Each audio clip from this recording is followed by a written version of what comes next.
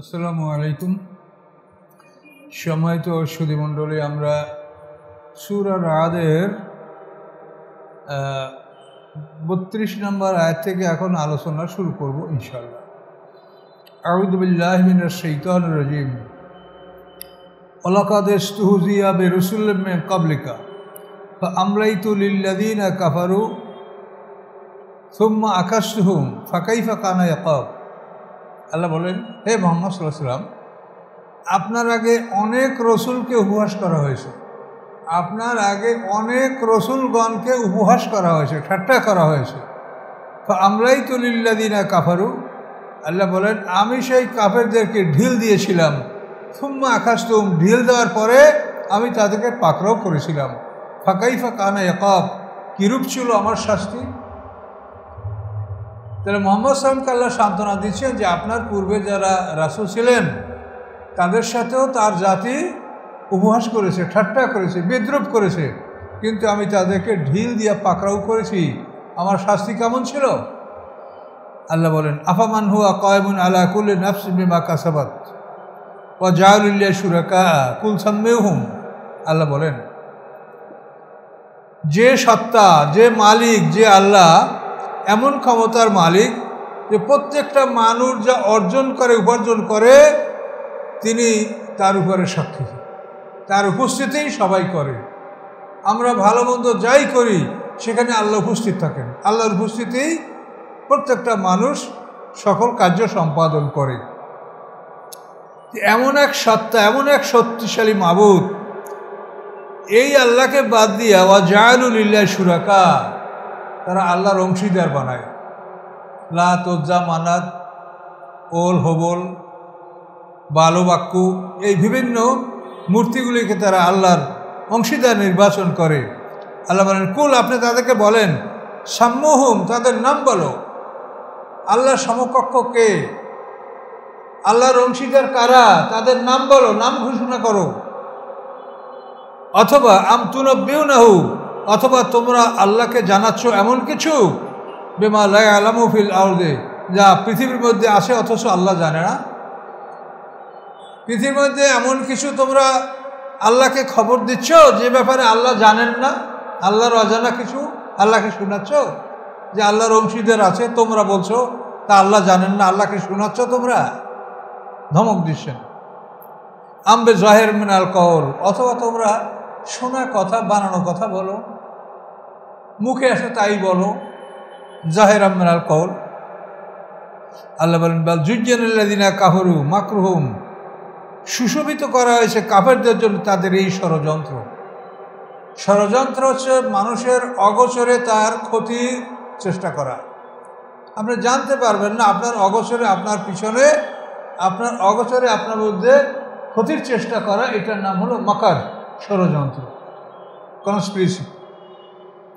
আল্লাহ বলেন, কাফেরদের জন্য তাদের এই যে ষড়যন্ত্র, এটা তাদের জন্য শোভন করা হয়েছে। অসুদ্দানের সাবিল, এবং তাদেরকে আল্লাহর পথ থেকে বিমুখ রাখা হয়েছে। আমায়ুদুল্লাহু ফামালাহু মিন হাদ, যাকে আল্লাহ বিপদগামী করে তার জন্য কেউ পথ প্রদর্শনকারী নাই। আল্লাহ বিপদগামী করলে তাকে কেউ হেদায়েত দান করতে পারেন না। এই জন্য আমরা সবসময় আল্লাহর কাছে বলবো যে আল্লাহ, আমাদের জন্য আপনি খারাপ কিছু কল্পনা করবেন না, খারাপ আমাদের জন্য কিছু আপনি মঞ্জুর করবেন না, আপনার জন্য ভালো মঞ্জুর করেন। আল্লাহর কাছে প্রার্থনা করতে হবে যাতে তিনি আমাদের কল্যাণকর কাজগুলি আমাদের জন্য তিনি মঞ্জুর করেন। লাহুম আযাবুন ফিল হায়াতিদ দুনিয়া, এবং যারা বিপদগামী হয় তাদের জন্য রয়েছে শাস্তি এই দুনিয়ার জীবনে। দুনিয়ার জীবনে তারা অপমান, অশান্তি, যুদ্ধ বিগ্রহের সম্মুখীন হওয়া, নিহত হওয়া, এগুলি শাস্তি তাদের দুনিয়াতে হবে। ওয়ালা আযাবুল আখিরাতে আশাক, আর পরকালের শাস্তি অধিক কঠিন, অধিক শক্ত। ওমা লাহুম মিনাল্লাহি মিন ওয়াক, এবং নাই তাদের জন্য আল্লাহর মোকাবেলায় কোনো রক্ষাকারী। আল্লাহর মোকাবেলায় কেউ তাদেরকে রক্ষা করবে এমন কেউ নাই। কাদের? যারা শিরক করছে তাদের কথা বলা হচ্ছে। মাসালুল জান্নাতিল্লাতী ওয়াইদাল মুত্তাকুন, দৃষ্টান্ত জান্নাতের যা মুত্তাকিনদের সাথে প্রতিশ্রুতি দেওয়া হয়েছে, সেই জান্নাতের দৃষ্টান্তটা কেমন? তাজরিমিন তাহাতিয়াল আনহার, এই জান্নাতগুলির তলদেশ থেকে নহর প্রবাহিত, উকুলুহা দায়েম, এবং তার খাদ্যগুলি সর্বদা সদা সর্বদা খাদ্যগুলি বিরাজমান। উকুল মানে খাদ্যসমূহ, দায়েম সর্বদা খাদ্যসমূহ সেখানে সরবরাহ হতে থাকবে। অজিল্লুহা, এবং ছায়াগুলিও চিরস্থায়ী। পৃথিবীর ছায়া এখন আসে আবার নাই হটে যায়, সেই ছায়াগুলি স্থায়ীভাবে সেখানে থাকবে। তিলকা উকবাল্লাযিনা আত্তাকু, এবং এগুলি, এই যে শুনলেন যে চিরস্থায়ী জান্নাত, তারপরে অবিরাম খাদ্য সরবরাহ এবং স্থায়ীভাবে ছায়া, আল্লাহ বলেন তিলকা, এগুলি উকবাল্লাযিনা আত্তাকাও, মুত্তাকিনদের পরিণাম। যারা মুত্তাকিন, যারা আল্লাহকে ভয় করে, এগুলি তাদের পরিণাম। আল্লাহকে ভয় করে প্রত্যেকটা কাজ আপনি করবেন, আপনার মনে সবসময় আল্লাহর ভয় থাকবে যে আমি যা করি আল্লাহ দেখছেন, আল্লাহ আমার সাথে আছেন, কিরামান কাতিবিন, ফেরেশতা আমার কাঁধের পরে লিখছে। এই বিষয়গুলি কোরআনের, এগুলি বিশ্বাস করে সবসময় আল্লাহকে ভয় করে আমরা চলব। এর নাম হলো তাকওয়া। ওয়াল্লাযীনা আতাইনাহুমুল কিতাবা ইয়াফরাহুনা বিমা উনজিলা ইলাইকা ওমিনাল আযাব মা ইউনকিরু বা'দা। আল্লাহ বলেন, যাদেরকে আমি কিতাব দান করেছি, আহলে কিতাব ইতিপূর্বের, ইয়াফরাহুনা বিমা উনজিলা ইলাইক, আপনার প্রতি যে অবতীর্ণ হয় তার প্রতি তারা সন্তুষ্ট। মুহাম্মদ সাল্লাল্লাহু আলাইহি ওয়াসাল্লামের প্রতি যে আয়াত অবতীর্ণ হয়, পূর্ববর্তী আহলে কিতাবরা তার উপরে সন্তুষ্ট, কিন্তু সবাই না। অমিনাল আযাব মা ইউনকিরু বা'দাহু, এবং এই দনগুলোর মধ্যে থেকে কতক আসে যারা এটা অপছন্দ করে। সবাই না, আহলে কিতাব থেকে সবাই মুহাম্মদ সাল্লাল্লাহু আলাইহি ওয়াসাল্লামকে সমর্থন করে নাই। সেই জন্য আল্লাহ বলছেন যে অমিনাল আযাব মা ইউনকিরু বা'দাহু, আহলে কিতাবদের মধ্যে এমন কেউ আছে যারা এর কতক অস্বীকার করে। এখানে সারানো হচ্ছে কতক অস্বীকার করার অর্থ হলো, কোরআনে আল্লাহ এবং রহমান এই দুইটা নাম কোরআনের বারবার আসছে। আল্লাহ শব্দটা আছে কোরআনে 980 বার, আর রহমান শব্দটা আছে 974 বার। তো এখন যে আল্লাহ এখানে যে বলছেন অমিনাল আযাব মা ইউনকিরু বা'দাহু, তাদের মধ্যে কতক আছে যে কোরআনের একাংশকে অস্বীকার করে, এর অর্থ হচ্ছে যে তারা রহমান নামটাকে অস্বীকার করে। কোরআনে আল্লাহর নাম আছে, এটা তারা স্বীকার করে, রহমান নামটা তারা অস্বীকার করে। যার প্রমাণ দেখেন, হুদায়বিয়ার সন্ধির সময় যখন সন্ধিটা হযরত আলী রাদিয়াল্লাহু তাআলা লিখলেন, তার উপরে ছিল বিসমিল্লাহির রহমানির রহিম, এরপরে ভিতরের যেটা বিষয়বস্তু লেখা হয়েছিল। কিন্তু এটা যখন আবু জাহেলের বড় ছেলে সোহেল ইবনে আমর হুদায়বিয়ার সন্ধির মুশরিকদের পক্ষে তিনি স্বাক্ষর করেছিলেন, আর এদিকে মুহাম্মদ সাল্লাল্লাহু আলাইহি ওয়াসাল্লাম, আবু জাহেলের বড় পুত্র সোহেল ইবনে আমর। তো এই কাগজটা তার কাছে দেওয়ার পরে সে বিসমিল্লাহির রহমানির রহিম দেখেই বলল যে আমরা এটা জানি না, আমরা আল্লাহর নামে কাজ শুরু করি, আমরা আল্লাহকে বিশ্বাস করি, আমরা বলি বিসমিকা আল্লাহুম্মা, কাজে ওই বিসমিকা আল্লাহুম্মা লিখতে হবে, রহমান রহিম এটা আমরা মানি না। এই কথাটা এই আয়াতে ইঙ্গিত করা হয়েছে যে দলের মধ্যে কতক আছে যারা কোরআনের একাংশকে অস্বীকার করে। রহমান এবং রহিম এটা কোরআনের বাক্য, কোরআনের আয়াত, কিন্তু এটাকে তারা অস্বীকার করে।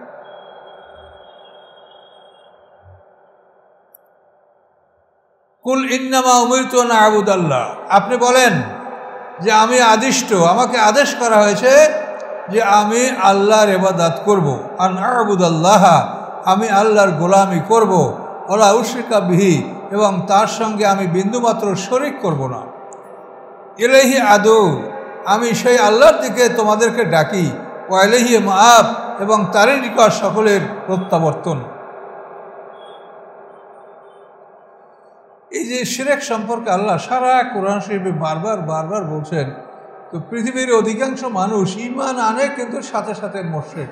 সূরা ইউসুফে যে কথাটা আল্লাহ বলেছেন, আমা ইউমিনু আকসারুহুম বিল্লাহি ইল্লা ওয়া হুম মুশরিকুন, তাদের অধিকাংশ আল্লাহর প্রতি ঈমান আনে, কিন্তু সাথে সাথে তারা মুশরিকও বটে। আমরা নামাজি, আমরা রোজাদার, আমরা হজ করি, কিন্তু শিরক আমরা ছাড়তে পারছি না। এই শিরকের মধ্যে আমরা কম বেশি সবাই জড়িত আছি। কাজে এটা আল্লাহ কোরআনে বলেছেন, এবং এইটা কিছু শিরক এমন আছে তার থেকে আমরা কেউ আত্মরক্ষা করতে পারছি না। সেই শিরকগুলি হচ্ছে সূরা আনামের 121 নম্বর আয়াতে পাবেন। এটা আমার আলোয়াদার বই সত্য দলের পরিচয় সম্ভবত পাবেন। সেখানে আল্লাহ বলেছেন সূরা আনামের 121 নম্বর আয়াত, ওয়াইন্না শায়াতিনা লা ইউহুনা ইলা আউলাইহিম লিয়াজাদিলুকুম, নিশ্চয়ই শয়তানেরা শয়তানের বন্ধুদের কাছে ওই পাঠায় যাতে শয়তানের বন্ধুরা তোমাদের সাথে তর্কে লিপ্ত হতে পারে। আল্লাহ সামনে বলেন, ওয়াইন আতাতুমুহুম, যদি তোমরা শয়তানের বন্ধুদের অনুকরণ করো, ইন্নাকুম লা মুশরিকুন, নিশ্চয়ই তোমরা অবশ্যই তোমরা মুশরিক হবে। এই যে আয়াত কোরআনের, এই আয়াতে আমরা আলেম ওলামা যে যা বলেন, যে যেখানে আমরা সবাই এই শিরকের মধ্যে লিপ্ত। শয়তানের বন্ধুদের আনুগত্য করলে নিশ্চয়ই তোমরা অবশ্যই তোমরা মুশরিক। এখন এই শয়তানের বন্ধুদের আনুগত্য আমরা করছি। আমাদের ইসলামের যে দণ্ডবিধান সেখানে হলো হুদুদ কেসাস তাজির, কিন্তু সেইটাকে ওরা বন্ধ করে দিয়ে ওরা চালু করছে ফৌজদারি আদালত। এখন আমরা ফৌজদারি আদালত সবাই জানি, কম বেশি এ সম্বন্ধে কিছু বুঝি, জ্ঞান রাখি, কিন্তু হুদুদ কেসাস তাজির যেটা সিরাতাল মুস্তাকিমের দণ্ডবিধান, এটা সম্বন্ধে শতকরা একটা লোকও আমরা জানি না। বলেন সত্য কিনা? এটা শিরক, যে আমরা শয়তান অনুকরণ করছি, আমরা শয়তান অনুকরণ করছি। আল্লাহ সুদকে করছে হারাম, আর এরা সুদকে করছে অর্থনীতির মূল ভিত্তি। ঠিক কিনা বলেন? এভাবে আপনি প্রত্যেক দেখেন হত্যার বিচার, সেখানে আল্লাহ কি বলেছে, 100 উট, মানে যদি রক্তের মূল্য কেউ নেয় নিহত ব্যক্তির অরিসা, তাহলে 100 গরু, 100 উট, 2000 বকরি। কিন্তু ওরা কি দিচ্ছে আপনাকে? ফৌজদারি মামলায় আপনি কি পাচ্ছেন? আপনার নিকটতম আত্মীয় নিহত হলো, আর আপনি যদি লক্ষ লক্ষ টাকা করে মামলা করতে পারেন, চালাতে পারেন, তাহলে আপনি একটা রায় পাবেন, হয়তো আসামিদের শাস্তি হবে, না হবে না। আর আল্লাহর বিচারে কি, যে তুমি হত্যা করেছো, এটা যদি নিহত ব্যক্তির অরিসায় রক্তের মূল্য চায়, তোমাকে 100 গরু, 100 উট, 2000 বকরি দিতে হবে। 100 গরুর মধ্যে 40টা গাভীন গরু, আর উটের মধ্যে 40টা গাভীন উট, বাকি 60টা 5 বছরের বয়স্ক উট দিতে হবে। এই যে আইন কানুন, আল্লাহর আইন প্রত্যেকটা ক্ষেত্রে। আমাদের অর্থনীতি হলো জাকাত, ওসর, গনিমাত, ফাই। জাকাত, ওসর, গনিমাত, ফাই, মালে ফাই, মানে বিনা যুদ্ধে যে সম্পদটা মুসলমানদের হস্তগত হয় এটাকে বলে মালে ফাই, আর যুদ্ধের মাধ্যমে যেটা হয় সেটাকে বলে মালে গনিমাত। আর জাকাত, ওসরটা তো বুঝতে পারছেন, এটা হলো আমাদের অর্থনীতির ভিত্তি। আর এই ইহুদি খ্রিস্টানদের অর্থনীতির ভিত্তি হলো সুদ, ইনকাম ট্যাক্স, ভ্যাট, এগুলি। তাহলে আমরা তো সবাই এর মধ্যে জড়িত, এবং বিভিন্ন লোকে খালি আমাদের কাছে বিভিন্ন প্রশ্ন করে যাতে তাদের ব্যাংকের লেনদেনটা আমরা বৈধ বললে বলি, মানে আমরা বৈধ করে দিলে এটা পাস হয়ে যাবে, আমরা মনে হয় যেন আইনের মালিক। মন খারাপ করেন না, বহু লোকে এটাই আমাদেরকে বলতে চায় যে আমি এইভাবে যদি টাকা রাখি, এইভাবে যদি রাখি, এভাবে যদি করি। আপনি যেভাবে করেন ওভাবেই ওর মধ্যে সুদ। আর অথচ এটা যত বড় পাপ আছে, সেই বড় বড় পাপগুলির মধ্যে সর্বশ্রেষ্ঠ বড় পাপ হচ্ছে সুদের কারবার। এর চেয়ে বড় পাপ আল্লাহর বিধানে নাই। তাহলে এই শিরক থেকে আমরা কেউ মুক্তি পাচ্ছি না। এরপরে অন্য শিরক তো আছেই, পীরের দরবারে সেজদা করা, কবর পূজা করা, পীরের নামে মান্যত করা, পীরের নামে পশু জবাই করা, এ সমস্ত তো ছোট আছেই শিরক। আর এইটা হলো একটা কমন, যেটা থেকে আমরা কেউ বাঁচতে পারছি না। তো এই জন্য আমাদের এগুলি থেকে বাঁচার জন্য আমরা আল্লাহর কাছে কি কৈফিয়ত দিব, সেজন্য আমাদের কিছু কাজ করতে হবে, প্রমাণ রাখতে হবে, যাতে আমরা বলতে পারি যে আল্লাহ আমরা চেষ্টা করছি কিন্তু করতে পারি নাই।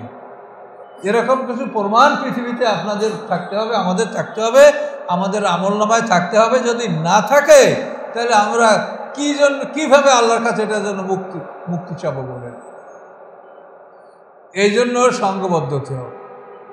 এই জন্য সারা পৃথিবীর মানুষ যে দুই দল, মোমেন এবং কাফের, এটাকে বিশ্বাস করতে হবে এবং এইটার উপরে আপনার কাজ করতে হবে। সারা পৃথিবীর মানুষ দুই দল, মোমেন এবং কাফের। এখন আপনি দেখেন ইহুদি খ্রিস্টানরা তারা সারা পৃথিবীর বিরুদ্ধে যে কোনো জায়গায় তারা এই দুইটা দল একসঙ্গে কাজ করতেছে সারা পৃথিবীর বিরুদ্ধে। মুসলমানদের এরকম দুইটা দল হতে হবে, মানে মুসলমান কাফের আর মোমেন এই দুইটা দল, মুসলমানরা সমগ্র মুসলমানরা একটা দলবদ্ধ হয়ে পৃথিবীতে তাদেরকে কাজ করতে হবে। কিন্তু আজকে রাজতন্ত্র পৃথিবীটাকে গ্রাস করে রেখেছে। মুসলমানদের সম্পদগুলি তারা কয়েকটা ক্ষুদ্র ক্ষুদ্র রাষ্ট্র ভাগ করে তারা এটা ভোগ করছে, অথচ এই সম্পদ সারা বিশ্বের মুসলমানদের, এটা আল্লাহর দেওয়ার সম্পদ। আজকে সারা পৃথিবীতে বহু মুসলমান, বহু নারী, পুরুষ, শিশু নির্যাতিত হচ্ছে। আপনারা দেখতে পাচ্ছেন খবরে যে কত দুর্যোগ, কত কষ্ট তাদের জীবনের উপরে বয়ে যাচ্ছে। কিন্তু সেখানে আমরা কি করছি? আমরা সোনার প্যান নির্মাণ করে তাতে পায়খানা করছি, খুব গৌরব আমাদের, তাই না? সামনে যান তখন কি পাবেন তাই দেখবেন। যাদের কাছে সম্পদ আছে এটা গরিবের আমানত, তার মধ্যে এক অংশ আছে। যারা সম্পদের মালিক তাদের সম্পদের মধ্যে গরিবের একটা অংশ আছে নির্ধারিত, সেটা আপনার না। সেই অংশটা আপনি সঠিকভাবে তাদেরকে পৌঁছিয়ে দেন, না দিলে সামনে যান দেখেন আল্লাহ কি অবস্থা রেখেছেন আপনাদের আমাদের জন্য। কাজে এই জন্য এই বিষয়গুলি বারবার আল্লাহ তাআলা এই শিরক সম্পর্কে বলছেন। এই শিরকগুলির মধ্যে আমরা কিন্তু লিপ্ত হয়ে আছি। সিরাতাল মুস্তাকিম রাস্তাকে ভেঙে ভেঙে ওরা বাইপাস করে দিয়েছে, আমরা সেই বাইপাসে আনন্দের সহিত হাসছি, আর লেবাস পোশাকে আমরা মুসলমান, আর এইটা দেখেই সবাই নির্ণয় করে বাপরে বাপ হুজুরে অমুক বাস। কেউ নবীর বংশধর, কেউ আলীর বংশধর, কেউ অমুক সমুক, এগুলি দ্বারা আমরা আমাদের ধর্ম ব্যবসা চালাচ্ছি। কার বংশ কেটে এর দ্বারা কী হবে? আপনাকে এই বংশের কোনো মূল্য আছে? আল্লাহ কোনো বংশের মর্যাদা দিয়েছে? হ্যাঁ, এটা তো কোরআন পাকে আল্লাহ পরিষ্কার বলে দিয়েছে যে তোমরা সব আদম সন্তান। হযরত বেলাল রাদিয়াল্লাহু তাআলা আনহু মক্কা বিজয়ের পরে যখন কাবাঘরের ছাদে আযান দিচ্ছিল, তখন আরবের লোকেরা কি কি বলছিল জানেন না? ইতিহাস পড়েন নাই, শোনেন নাই? হ্যাঁ, ওরা বলে যে হায়রে হায়, মুহাম্মদ সাল্লাল্লাহু আলাইহি ওয়াসাল্লামের কাছে আর কোনো লোক নাই, একটা কাক উঠেই দিয়েছে কাবাঘরে। হ্যাঁ, তখন আল্লাহ তাআলা আয়াত নাযিল করলেন, ইন্নামা খালাকনাকুম মিন যাকারিন ওয়া উনসা ইয়া আইয়ুহান নাস ইন্না খালাকনাকুম ইয়া আইয়ুহান নাস ইন্না খালাকনাকুম মিন যাকারিন ওয়া উনসা ওয়া জাআলনাকুম শুউবান ওয়া কাবাইলা লিতাআরাফু ইন্না আকরামাকুম ইনদাল্লাহি আতকাকুম। আয়াতের মধ্যে ভুল থাকতে হবে, দেখে নিন। ইয়া আইয়ুহান নাস ইন্না খালাকনাকুম মিন যাকারিন ওয়া উনসা ওয়া জাআলনাকুম শুউবান ওয়া কাবাইলা লিতাআরাফু ইন্না আকরামাকুম ইনদাল্লাহি আতকাকুম। আল্লাহ বলে দেন, হে মানব সকল, আমি তোমাদেরকে একটা নারী একটা পুরুষ থেকে সৃষ্টি করেছি এবং তোমাদেরকে আমি বিভিন্ন বংশে গোত্রে বিভক্ত করেছি তোমাদের পরিচয় সুবিধার জন্য। বংশটা গৌরবের জন্য না, পরিচয় সুবিধা। মানে এক গ্রামে যদি 5 জন আব্দুর রহমান থাকে, একজন আব্দুর রহমান বিশ্বাস, একজন আব্দুর রহমান হাওলাদার, একজন আব্দুর রহমান তালুকদার, একজন আব্দুর রহমান জামাতদার, তাহলে আপনি বুঝতে পারবেন যে কোন আব্দুর রহমানকে আপনি চাচ্ছেন। কিন্তু এইগুলো যদি বংশে বিভক্ত না হইতো, আর সব যদি এক দলভুক্ত 5 জন আব্দুর রহমানের কাছে না যাওয়া পর্যন্ত আপনি কোন আব্দুর রহমানকে চাচ্ছেন এটা আপনি চিনতে পারতেন। এই কথাটাই আল্লাহ বলছেন যে জাআলনাকুম শুউবান ওয়া কাবাইলা লিতাআরাফু, যে আমি তোমাদেরকে বিভিন্ন গোত্রে সম্প্রদায় ভাগ করেছি তোমাদের পরিচয় সুবিধার জন্য। এটা সম্মানের কোনো বস্তু না। তুমি ওই বংশের লোক, এই জন্য তুমি সম্মানের মালিক না। সম্মানের মালিক হলো ওই ব্যক্তি যে আল্লাহকে বেশি ভয় করে। সম্মানের মাপকাঠি হলো তাকওয়া, আল্লাহর প্রতি ভয়। এগুলো বুঝতে হবে। কুল, আপনি বলুন, ইন্নামা উমিরতু আন আ'বুদাল্লাহ, আমি আদিষ্ট, আমাকে আদেশ করা হয়েছে যে আমি আল্লাহর ইবাদত করব, ওয়ালা উশরিকা বিহি, এবং তার সাথে আমি বিন্দুমাত্র শরিক করব না। ইলাহি আদু, আমি সে আল্লাহর দিকে তোমাদেরকে ডাকছি, ওয়া ইলাইহি মাআব, এবং সে আল্লাহর নিকটেই তোমাদের আমাদের সকলের প্রত্যাবর্তন।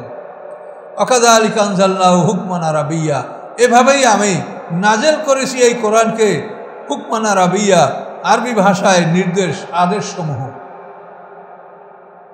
ওয়ালা ইত্তাবা'তা আহওয়াহুম, হে নবী, যদি আপনি তাদের ইচ্ছার অনুকরণ করেন, বা'দা মা জাআকা মিনাল ইলমি, এরপরে যে আপনার কাছে জ্ঞান এসেছে, কোরআন এসেছে, এরপরে যদি তাদের ইচ্ছা আকাঙ্ক্ষা কামনা বাসনা রূপণ করেন, মালাকা মিন আল্লাহি মিন ওয়ালি, থাকবে না আপনার জন্য আল্লাহর পক্ষ থেকে কোনো রক্ষাকারী বন্ধু, ওয়ালা ওয়াক, এবং না কোনো রক্ষাকারী, না কোনো প্রোটেক্টিং ফ্রেন্ড, কোনো রক্ষাকারী বন্ধু থাকবে না, ওলি থাকবে না, কেউ রক্ষাকারীও থাকবে না। তাই আল্লাহ তাআলা এটা মুহাম্মদ সাল্লাল্লাহু আলাইহি ওয়াসাল্লামকে আদেশ দিয়েছেন, এটা আমাদের জন্য, যে আপনি ওহী আসার পরে, কোরআন আসার পরে যদি আমরা বা কোনো মুসলমান বিধর্মীদের কামনা বাসনার ইচ্ছার অনুকরণ করি, তাহলে আল্লাহর পক্ষ থেকে আমাদের জন্য কোনো ওলি, কোনো রক্ষাকারী আমরা পাবো না। তাহলে থাকতে হবে সোজা, ফাস্তাকিম কামা উমিরতা ওয়ামান তাবা মা'আক। আল্লাহ রসুলকে সাহাবায়ে কেরাম জিজ্ঞাসা করছেন, ইয়া রাসূলুল্লাহ, কোরআনের কোন আয়াতে আপনার দাড়ি চুল পাকতে শুরু করেছে? তখন আল্লাহ রসুল বলেছেন, সূরা হুদের এই আয়াত, ফাস্তাকিম কামা উমিরতা, যে তুমি সোজা থাকো যেভাবে তোমাকে আদেশ দেওয়া হয়েছে। ওয়ালা তারকানু ইলাল্লাযিনা যালামু, জালেমদের দিকে এক বিন্দু ঝোঁকা যাবে না, আপনি ঝুঁকবেন না। যদি ঝোঁকেন ফাতামাসসাকুমুন নার, তোমাদেরকে আগুন স্পর্শ করবে। জালেমদের দিকে বিন্দু মাত্র ঝোঁকা যাবে না, সোজা থাকতে হবে। কিন্তু আমরা তো বিভিন্ন কারণে, রাজনৈতিক কারণে, বিভিন্ন ভোটের কারণে, বিভিন্ন কারণে আমরা কিন্তু আসলে জালেমদের দিকে ঝুঁকতে বাধ্য হই। তার কারণ কোনো একটা মানুষ যদি বলে যে আমি ভালো মানুষের ভোটে জয়যুক্ত হব, কোশ্চিনকালেও জয়যুক্ত হবে না। বলেন হবে? ভালো মানুষের ভোটে একটা লোক জয়যুক্ত হবে? একটা সমাজে কয়টা ভালো লোক আছে? কিন্তু এগুলো করতে গেলে তখন আমাদের কি করতে হবে? জালেমদের দিকে কিছু না কিছু ঝুঁকতে হবে, তা নাহলে আমরা গন্তব্যস্থলে মানে গোলে আমরা উপনীত হতে পারবো না। এই জন্যই এইসব ব্যাপারটা, এই যে গণতন্ত্র, এটা যে ইসলাম সমর্থন করে না, এটার কারণ এইসবগুলি কারণ। যদি এটা সমর্থন করেন তা আপনি দেখবেন কিছু না কিছু আপনি গণ্ডির বাইরে চলে যেতে বাধ্য থাকবেন, তা নাহলে আপনি জয়যুক্ত হতে পারবেন না। এটা বড় কঠিন ব্যাপার। এই জন্য আল্লাহ কাউকে বলে না যে তুমি এইটা করিয়া আমার কাছে আসো। আল্লাহ বলছেন তুমি প্রচার করিয়া আমার কাছে আসো, তুমি সাধ্য অনুযায়ী তোমার কাজ করো। কিন্তু আল্লাহ বলে না যে তুমি পাশ করিয়ে আসো আমার কাছে, এটা বলে নাই আল্লাহ। কাজে আপনি আমি কেন অতিরিক্ত করতে যাব? এখানে তো আপনার নিজেকে প্রশ্ন করতে হবে যে আমি জালেমদেরকে ঝুঁকতে যাবো কেন? আল্লাহ তো আমাকে বলে নাই যে এটা না করিয়ে তুমি আমার কাছে আসবেন, এটা করবা, করিয়ে আসবে, এটা তো আল্লাহ বলেন। আল্লাহ বলছেন যে আমার কোরআনকে তুমি সঠিকভাবে পৌঁছে দাও মানুষের কাছে, বাস। দিন প্রতিষ্ঠা করার জন্য তুমি যথাসাধ্য ইসলামের বিধানের মধ্যে থেকে তুমি প্রচেষ্টা চালিয়ে যাও, কিন্তু তুমি যেন জালেমদের দিকে বিন্দুমাত্র না ঝুঁকো। ওয়ালা তারকানু ইলাল্লাযিনা যালামু, হ্যাঁ, তোমরা জালেমদের দিকে বিন্দুমাত্র ঝুঁকবে না। যদি ঝুঁকো ফাতামাসসাকুমুন নার, তোমাদেরকে আগুন স্পর্শ করবে। ওয়া মা লাকুম মিন নাসিরিন, তোমাদের জন্য কোনো সাহায্যকারী থাকবে না। ফাস্তাকিম কামা উমিরতা, এইসব আয়াত আল্লাহ রসুল এই আয়াতে মানে অস্থির হয়ে গেছেন, এর ভয়তে তার দাড়ি চুল পাকতে শুরু করছে। ওয়ালাকাদ আরসালনা রাসূলাম মিন ক্বাবলিকা, আল্লাহ বলেন নিশ্চয়ই আমি আপনার পূর্বে অনেক রসুল পাঠিয়েছি। রাসূল হলো এক বছর না, রসুল হলো বহু বছর। রসুলান, নিশ্চয়ই আমি পাঠিয়েছি অনেক রসুল আপনার আগে। ওয়া জাআলনা লাহুম আজওয়াজা, এবং ছিল তাদের স্ত্রীগণ, যুররি এবং সন্তান। ওমা কানা রাসূলুন আইয়াতিয়া বিআয়া, সম্ভব নয় কোনো রসুলের পক্ষে যে নিয়ে আসবেন তিনি কোনো নিদর্শন, ইল্লা বিইজনিল্লাহ, আল্লাহর অনুমতি ছাড়া। এখন দেখেন এখানে আল্লাহ কি বলছেন, আপনার আগে আমি অনেক রসুল পাঠিয়েছি এবং তাদের সকলেরই স্ত্রী ছিল, সন্তান ছিল। এখন একদল আছে বিবাহ করে না, তারপর বিবাহ, রসুলদের বিবাহ সম্পর্কে তারা সমালোচনা করে, রাসূলের এত বিয়ে কেন, হ্যাঁ, এগুলি নিয়ে তারা সমালোচনা করে। অথচ পৃথিবীর ইতিহাসে আপনি দেখেন, মানে পৃথিবীর ইতিহাসে সকল জ্ঞানীদেরই বহু বিবাহ। আপনি কবি বলেন, সাহিত্যিক বলেন, লেখক বলেন, তারপরে রাজনীতিবিদ বলেন, যারাই পৃথিবীতে জ্ঞানী তাদেরই সবারই বহু বিবাহ। ইল্লা মাশাআল্লাহ কারো বহু বিবাহ না থাক, ম্যাক্সিমাম আপনি দেখেন বহু বিবাহ আছে। এই সাদ সলিমুল্লাহ বাহাদুরের ইতিহাস পড়ে দেখেন যে তার কত বিবাহ। এবং সেই তো এই যে মুসলিম লীগ, হ্যাঁ, 1906 সালে তার নেতৃত্বেই তো এই মুসলিম জাতি ব্রিটিশের বিরুদ্ধে আন্দোলন করে যে দেশ স্বাধীন হলো, কায়দা হলো, টু নেশন থিওরি। এই এদের দেখেন, এটা আমি একটা দৃষ্টান্ত বলছি যে এগুলো নিয়ে আপনারা ব্যক্তিগতভাবে আল্লাহ রসুলের সমালোচনা করে অনেক লোক মোরতাদ পর্যন্ত হয়ে গেছে। আল্লাহ রসুল এত বিয়ে কেন, অল্প বয়সী মেয়ে আয়েশার দিকে বিয়ে করছেন কেন, এগুলি যেন মানে তার সহ্য হচ্ছে না। কাজে এগুলো হলো একটা মানুষের মানে মানে মনের প্রতিহিংসা, এছাড়া আর কিছু। এটা মনের প্রতিহিংসা। কাউকে আল্লাহ যদি নিয়ামত দান করে সেটা তার বরদাস্ত হয় না। কথা বলতে পারছেন? মোহাম্মদ সাল্লাল্লাহু আলাইহি ওয়াসাল্লাম যে কষ্ট করছে পৃথিবীতে, কে করছে তার সমপরিমাণ কষ্ট? যে 8.5 বছরে 85টা যুদ্ধ করেছেন জীবনে, যার জীবনে এত কষ্ট ছিল, তাকে যদি আল্লাহ কোনো নিয়ামত দান করেন সেটার জন্য আপনার প্রতিহিংসা? আপনি কি করেছেন? কাজেগুলা চিন্তা করতে হবে। এই জন্য আল্লাহ বলেন সমস্ত নবীর এই আজওয়াজা, এটা বহু বচন, তাদেরকে স্ত্রীগণ দেওয়া হয়েছিল, জুরি এবং সন্তানও ছিল। কাজেই নবী রাসূলরা মানুষ, তাদের স্ত্রী ছিল, সন্তান ছিল, তারা নূরের তৈরি না, তারা ফেরেশতা না, তারা মানুষ। কিন্তু ব্যবধান হলে আমরা সাধারণ মানুষ এবং তারা রাসূল। ওমা কানা রাসূলুন আইয়াতি বিআয়াতিন ইল্লা বিইذনিল্লাহ। কোনো রাসূলের পক্ষে সম্ভব নয় যে সে কোনো মুজিজা নিয়ে আসবে, নিদর্শন নিয়ে আসবে আল্লাহর অনুমতি ছাড়া। মুজিজায় কোনো হেদায়েত আসে না। আর মুজিজা তো আপনি চান, এই কোরআন হচ্ছে পৃথিবীর সর্বশ্রেষ্ঠ মুজিজা। এই কোরআনের সমকক্ষ কোনো মুজিজা নাই। দেখেন অন্যান্য নবী রাসূলদের মুজিজা এখন কি আছে? মূসা আলাইহিস সালামের লাঠি অবশ্য বাক্সের মধ্যে আছে, বনী ইসরাঈলদের সিন্ধুকের মধ্যে, কিন্তু তা মানে তার কার্যকারিতা তো নাই, নিষ্ক্রিয়ভাবে আছে। আর এই কোরআন সক্রিয়ভাবে মুজিজা, মানে পৃথিবীর কোনো শক্তি এটার মোকাবেলা করতে পারে না। সমস্ত ধর্মের নেতারা একে সম্মান করে, একমাত্র বোকা ছাড়া এই কোরআনের সমালোচনা কেউ করে না। এই যে পৃথিবীর সমস্ত বড় বড় নেতারা জীবন জানিয়ে দেখেন, যারা অধিকাংশ নেতারা কোরআন পড়ে, তাতে সে কোরআনের যতই বিরোধিতা করুক, সত্যিতা করুক, কিন্তু সে কোরআন পড়ে। ইন্দিরা গান্ধীর মৃত্যুর পরে তার সৎকারের জন্য যখন সর্বধর্মীয় লোক একত্রিত হয়েছিল, সবচাইতে বেশি পাঠ করা হয়েছে কোরআন। দেখেন না এই খবরে? তাহলে এই কোরআন এমন এক বস্তু, এমন এক জিনিস আল্লাহর, যে এর সঙ্গে কেউ মোকাবেলা করতে পারে না।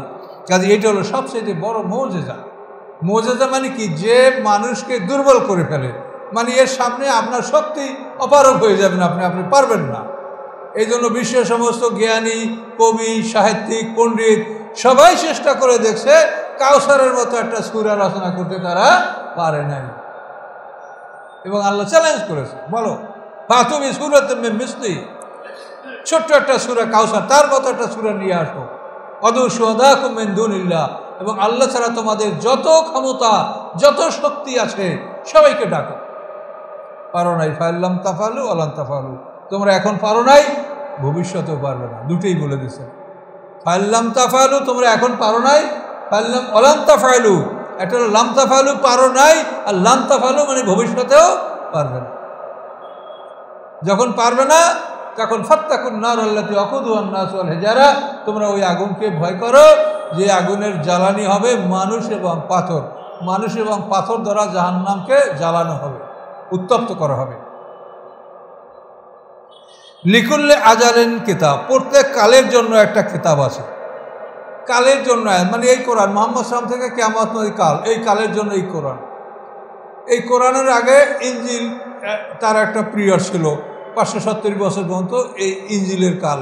এই কালের মধ্যে যারা ছিল, যে কেতাবের কালের মধ্যে যারা, তাদেরকে ওই কেতাব দ্বারা হিসাব নিকাশ বিচার করা হবে। কোরআন নাযিল হওয়ার পরে কিয়ামত পর্যন্ত যত মানুষ দুনিয়াতে আছে, সে নিজেকে যাই মনে করুক, তার প্রশ্নপত্র আল কোরআন, এবং তার কোরআন, তার মানে ধর্মগ্রন্থ আল কোরআন, তার সব কিছু আল কোরআন। কাজেই তার জীবনের এবং মরণের এবং হিসাব নিকাশ সব কিছু কোরআন দ্বারা হবে। আচ্ছা, কোরআনের আগে ইনজিল কিতাব ছিল, ওই কিতাবের সময়ের মধ্যে যাদের জন্ম মৃত্যু হয়েছে তাদের হিসাব কিতাব ইনজিল কিতাব দ্বারা। ইনজিলের আগে জবুর কিতাব গেছে, এই জবুর কিতাবের সময়কালের মধ্যে যাদের জন্ম মৃত্যু হয়েছে তাদের হিসাব নিকাশ ওই জবুর কিতাব দ্বারা হবে। তাওরাত কিতাবের আগে গেছে, তাওরাত কিতাবের যে সময়কাল ছিল মূসা আলাইহিস সালাম থেকে দাউদ আলাইহিস সালামের পূর্বক্ষণ পর্যন্ত, তো ওই সময় যাদের জন্ম মৃত্যু হয়েছে তাদের সবাই হিসাব নিকাশ হবে তাওরাত কিতাব দ্বারা। এইটা হলো প্রত্যেকটা কিতাবের একটা কাল। আদম আলাইহিস সালামের সময় তার উপরে সহিফা নাযিল হয়েছিল, ইব্রাহিম আলাইহিস সালামের উপরে সহিফা নাযিল হয়েছে। এভাবে বিভিন্ন নবীদের উপরে যে কিতাব নাযিল হয়েছে, ওই প্রত্যেকটা কিতাবের একটা কাল আছে। ওই কিতাব অনুযায়ী সবাই হিসাব নিকাশ হবে। এই কিতাব ছাড়া আপনারা যত কিতাব পড়েন, সহিহ উসুল পড়েন বা অন্য অন্য কিতাব পড়েন বা বিভিন্ন ভেদে মারেফাত পড়েন, যাই আপনাকে দলীয় কিতাব পড়েন, এগুলি বিচারের টেবিলে এগুলি কোনো পাত্তা থাকবে না। কোরআন কি বলছে সেটা তুমি বলো। এই কোরআন দ্বারা তোমাকে প্রশ্ন করা হবে। কোরআনে তোমাকে কি আদেশ দেওয়া হয়েছিল, কোরআনে তোমাকে কি নিষেধ করা হয়েছিল, সেগুলোর তুমি হিসাব দাও। তুমি কোন কিতাব পড়েছো না পড়েছো সেটা আল্লাহ জিজ্ঞাসা করবে না। তুমি কোরআনে যা আছে সেইটার হিসাব দাও, জবাব দাও। করতে বলা হয়েছে করেছো কিনা, নিষেধ করা হয়েছে তুমি বিরত থেকেছো কিনা। লিকুল্লে আজালেন কিতাব, প্রত্যেকটা কালের জন্য একটা কিতাব। এখন বুঝতে পারলেন? এখন যদি আপনি কোরআনের পিরিয়ডে আসেন, এখন যদি আপনি উত্তর দেন, খাতাপত্র ফিল আপ করেন ইনজিল কিতাব দ্বারা, তাহলে আপনার নাম্বার পাবেন, 1 নম্বরও পাবেন। তাহলে এই জন্য বিভিন্ন ধর্মের যারা মতলম্বী পৃথিবীতে এখন আসে, তারা নিজেদেরকে ইহুদি খ্রিস্টান এবং অন্য অন্য জাতি বলে পরিচয় দেয়, কিন্তু এই পরিচয় তাদের কোনো কাজে আসবে না। তাদের এখন এই পিরিয়ড, কোরআনের যে সময়কাল, এর মধ্যে যারাই আসেন, যেই আসেন, এই কোরআন দ্বারা তার হিসাব নিকাশ, এই কোরআন দ্বারা তাকে জিজ্ঞাসা করা হবে যে এই কোরআন থেকে তুমি কি করেছো, কি শুনেছো, কি মানছো, কি মানো নাই। এটা প্রত্যেকটা কেতাবের এই ব্যাপার। আপনি যে কেতাবের সময়কালের মানুষ, আপনি যদি সেই কেতাবের কথা না মেনে তার আগের বা পরের কেতাব মানেন, আগেরটা মানতে পারবেন, পরেরটা তো আর ওরা মানতে পারবে না। এইভাবে যদি আপনি করেন তাহলে এগুলি সব বরবাদ। এইটা কোরআন পাকে আল্লাহ এভাবে বলছেন, হাল নুনাব্বিউকুম বিল-আখসারিনা আমালা। আল্লাহ বলেন, কাজের ক্ষেত্রে সবচাইতে ক্ষতিগ্রস্ত কারা, আমি কি তোমাদেরকে বলে দেব? হাল নুনাব্বিউকুম বিল-আখসারিনা আমালা, কাজের ক্ষেত্রে সবচাইতে ক্ষতিগ্রস্ত কারা, আমি কি তাদের খবর বলে দেব?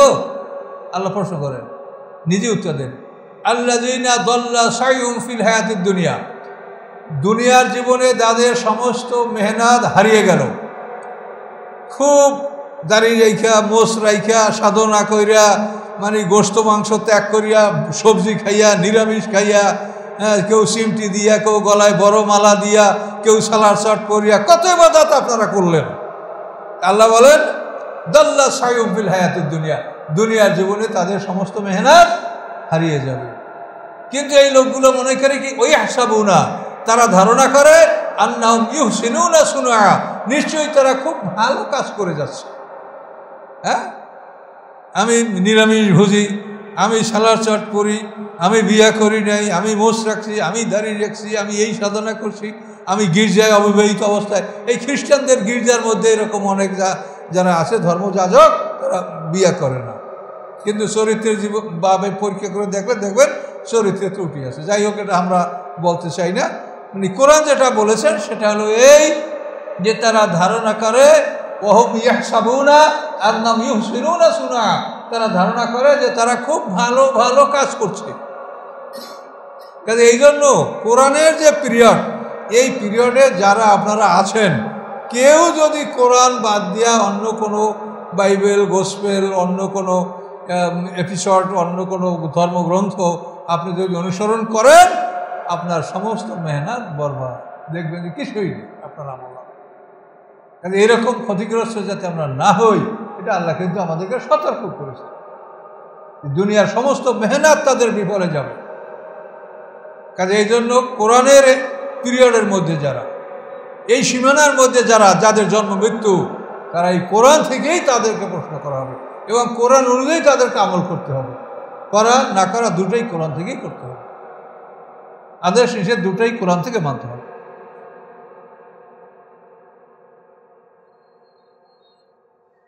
ইয়ামুল্লাহ মায়াশা ইউসবির, আল্লাহ যা ইচ্ছা তিনি মুছে ফেলেন, যা ইচ্ছা তিনি ঠিক রাখেন। বিরাট ব্যাপার।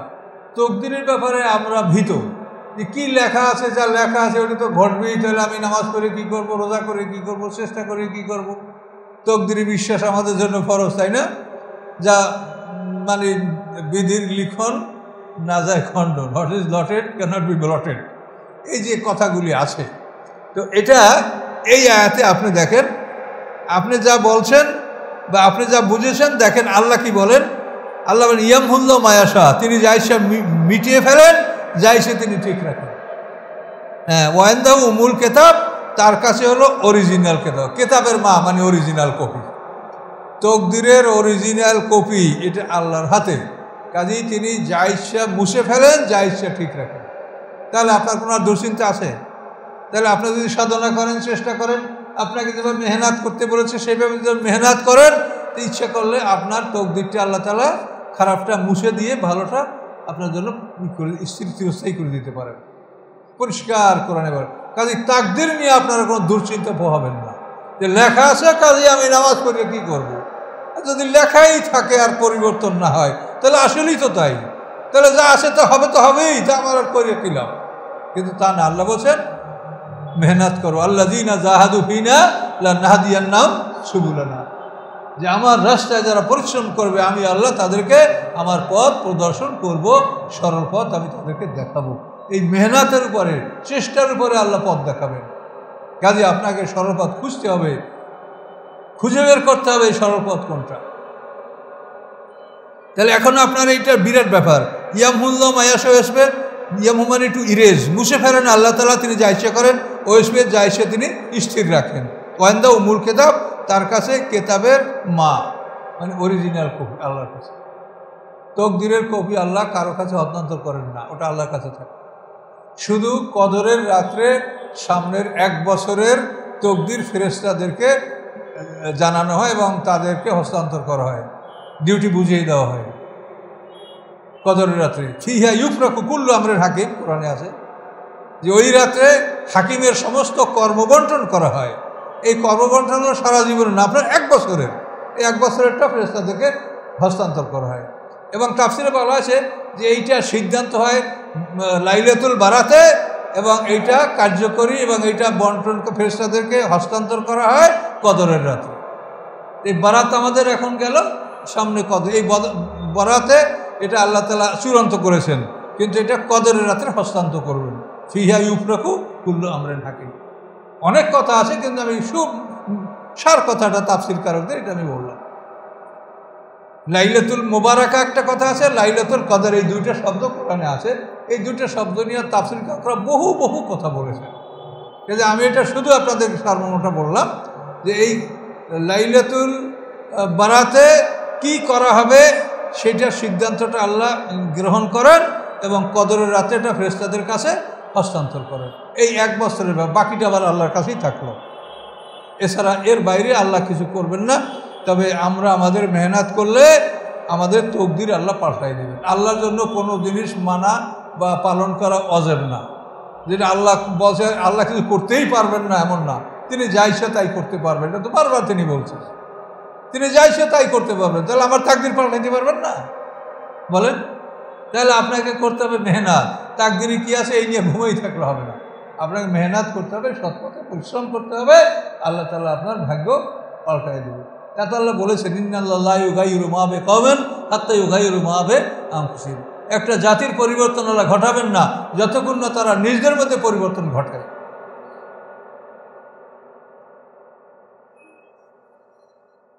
ওয়াম্মা নুরিয়ান্নাকা বা'দাল্লাযী না'iদুহুম আও নাতাওয়াফান্নাকা ফাইন্নামা আলাইকাল বালাগ। খুব ভয়ঙ্কর কথা। আল্লাহ বলেন যদি আপনাকে আমি দেখাতাম একাংশ উহার যা আমি তাদেরকে প্রতিশ্রুতি দিয়েছি, যে শাস্তির প্রতিশ্রুতি দিয়েছি তার একাংশ যদি আপনাকে দেখাতাম, আও নাতাওয়াফায়ান্নাকা, অথবা যদি আপনার মৃত্যু ঘটাতাম, তাহলে তো আপনি দেখতে পারতেন, তাহলে আপনি বুঝতে পারতেন যে তাদেরকে আমি কত কঠিন শাস্তির হুঁশিয়ারি দিয়েছি। ফাইন্নামা আলাইকাল বালাগ, হে রাসূল নিশ্চয়ই আপনার কর্ম হলো পৌঁছিয়ে দেওয়া, কোরআনের দাওয়াত পৌঁছিয়ে দেন। ও আলাইনাল হিসাব, আর আমার কর্তব্য হলো হিসাব গ্রহণ করা। তো রাসূলের উপরে যা দায়িত্ব আমাদের উপরে একই দায়িত্ব না, আর কিছু। আমরা ওয়ারাসাতুল আম্বিয়া, রাসূলের যে কাজ ছিল সেটা এখন আমরা, তাহলে আমাদের কাজ কি? বালাগ, পৌঁছিয়ে দেওয়া এবং হিসাব। কাজে আমরা কেন অতিরিক্ত কাজ করতে যাব? আমরা কেন জালেমের দিকে ঝুঁকতে যাব? কি দরকার? আমরা তাদেরকে দাওয়াত পৌঁছে দিলেই তো আমরা খালাস পাবো ইনশাল্লাহ। কাজে এই জন্য কোরআনের দাওয়াত সঠিকভাবে পৌঁছে দেওয়া, এ ব্যাপারে আপনারা আমরা পরস্পর সহযোগিতা না করলে হচ্ছে না। আপনারা যদি সহযোগিতা না করে, আপনি যদি উপস্থিত না হন, তাহলে আমি কি এটা প্রচার করতে পারবো? কাজে আমরা কিন্তু পরস্পর একটা সহযোগিতা, আমি সবটা একাই নিয়ে নেব তা না, আপনারা আমার সাথে ভাগী হবেন।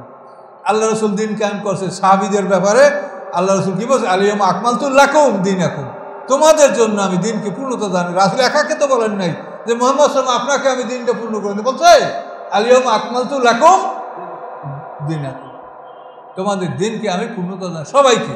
তাহলে এটা আমরা কিন্তু সবাই এটার অংশীদার, যে আপনারা আমরা একে অপরের সহযোগিতার মাধ্যমে এই কোরআন আমরা সমাজে প্রচার করছি। আওয়ালাম ইয়ারান্না নাতিল আরদা নানকুসুহা মিন আতরাফিহা, আল্লাহ বলেন তারা কি দেখে না যে আমি মুশরিক কাফেরদের জমিনকে ছোট করে নিয়ে আসতেছি চতুর্দিক থেকে। মানে আস্তে আস্তে মুসলমানদের সাম্রাজ্য বাড়ছে আর কাফেরদের রাষ্ট্র ছোট হয়ে যাচ্ছে। সেইটা আল্লাহ বলছে যে ওরা কি এখনও দেখে না যে আমি চতুর্দিক থেকে ওদের জমিন ছোট করে নিয়ে আসতেছি, এরপর এই করতে করতে ওদের সব জমিন আমি মুসলমানদের দখলে দিয়ে দেব। এটা আল্লাহ বলছেন। আল্লাহ ইয়াহকুমু, আল্লাহ আদেশ দান করেন, লা মুআক্কাবা লি হুকমি, তার আদেশের পরিবর্তনকারী কেউ নাই। আল্লাহ যে আদেশ দিবেন এটা পরিবর্তনকারী কেউ নাই। হুয়া সারিউল হিসাব, এবং তিনি দ্রুত হিসাব গ্রহণকারী। অকাদ মাকারাল্লাযিনা মিন ক্বাবলিহিম, আল্লাহ বলেন তাদের আগে যারা ছিল তারাও ষড়যন্ত্র করেছে। ফালিল্লাহিল মাকরু জামিয়া, সমস্ত ষড়যন্ত্রের চাবিকাঠি আল্লাহর হাতে, সমস্ত ষড়যন্ত্র আল্লাহর হাতে। আল্লাহ যদি ষড়যন্ত্র বাস্তবায়িত না করেন তাহলে কারো ষড়যন্ত্র বাস্তবায়িত হবে না। ইয়ালামু মা তাকসিবু কুল্লু নাফসিন, তিনি জানেন প্রত্যেকটা মানুষ কি উপার্জন করছে, এটা আল্লাহ জানেন। ওয়াসায়ালামুল কুফারু লিমান উকবাদার, অচিরেই কাফেররা জানতে পারবে যে পরকালের বাসগৃহ কাদের জন্য নির্ধারিত রয়েছে। ওয়াকুলুল্লাযিনা কাফারু লাস্তা মুরসালা, এবং কাফেররা বলে যে আপনি প্রেরিত রসুল নন, আপনি রসুল নন। এর জবাবে আপনি বলেন কুল, আপনি বলেন কাফা বিল্লাহি শাহিদাম বাইনি ওয়া বাইনাকুম, আল্লাহ যথেষ্ট আমার মধ্যে এবং তোমাদের মধ্যে সাক্ষী হিসাবে। আল্লাহই যথেষ্ট, আমি রসুল কিনা। আর ওমান ইনদাহু ইলমুল কিতাব, এবং যাদের কাছে কিতাবের জ্ঞান আছে সাক্ষী হিসাবে তারা যথেষ্ট। তোমরা যদি আমাকে বলো যে আপনি রসুল না, এতে কিছু আসে যায়। আল্লাহ সাক্ষী এবং যাদের কাছে কিতাবের ইলম আছে তারাও সাক্ষী যে আমি আল্লাহর রসুল। এই বলে সূরাটা এখানে সমাপ্ত হল। আমানতু বিল্লাহ। আগামী সপ্তাহে তো আর আমরা অনুপস্থিত থাকবো না, এখন থেকে রমজানের ছুটি এক মাস। আপনারা সবাই ভালো থাকবেন আশা করি। আমি একটু বাইরে প্রোগ্রামে যাব, দোয়া করবেন। আর এই রমজান মাসে আপনারা আমাকে আজকে আপনাদের প্রশ্ন করছে, হুজুর রমজান মাসে তো আমরা কোরআন খতম করি, যে এখন আমরা কি কোরআন খতম করব না তাফসির করব? এখন আপনারা কি বলেন, কোনটা ভালো হবে? অর্থ সহ। যদি খালি কোরআন আপনি পড়েন, এটা তো আল্লাহ বলছেন গাধার পিঠে কাগজের বোঝা। কাজে গাধার পিঠে কাগজের বোঝা এইটা বহন না করে আপনি মানুষ, কাজে আপনি এই রমজান মাস বসে যদি সূরা ফাতিহা, তারপর আলাম তারা হইতে এদিকে 10টা সূরা ছোটো ছোটো হয়তো নামাজে অধিকাংশ পড়া হয়, এর যদি আপনি অর্থ শিখে ফেলতে পারেন তাহলে তো আপনি অনেকখানি লাভবান হয়ে গেলেন। কাজেই দিবেন আল্লাহ। কাজে আপনি ওই খতম মানেই অনেক সব পাবেন তা না, আল্লাহ আপনাকে ওই এক আয়াতেও খতমের সমপরি সব দিতে পারেন কিনা বলেন? এক আয়াতে একটা শব্দ গবেষণা করেন সারাদিন যায়, তাতে আপনি কোরআন খতমের চাইতে বেশি সব আল্লাহ পাই দিতে। আস্তাগফিরুল্লাহাল্লাযী লা ইলাহা ইল্লা হুয়াল হাইয়ুল কাইয়্যুম ওয়া আতুবু ইলাইহি লা হাওলা ওয়া লা কুওয়াতা ইল্লা বিল্লাহ। আল্লাহুম্মা সাল্লি আলা মুহাম্মাদ ওয়া আলা আলি মুহাম্মাদ কামা সাল্লাইতা আলা ইব্রাহিম ওয়া আলা আলি ইব্রাহিম ইন্নাকা হামিদুম মাজিদ। আল্লাহুম্মা আমিন। ربنا ظلمنا أنفسنا وإن لم تغفر لنا وترحمنا لنكونن من الخاسرين.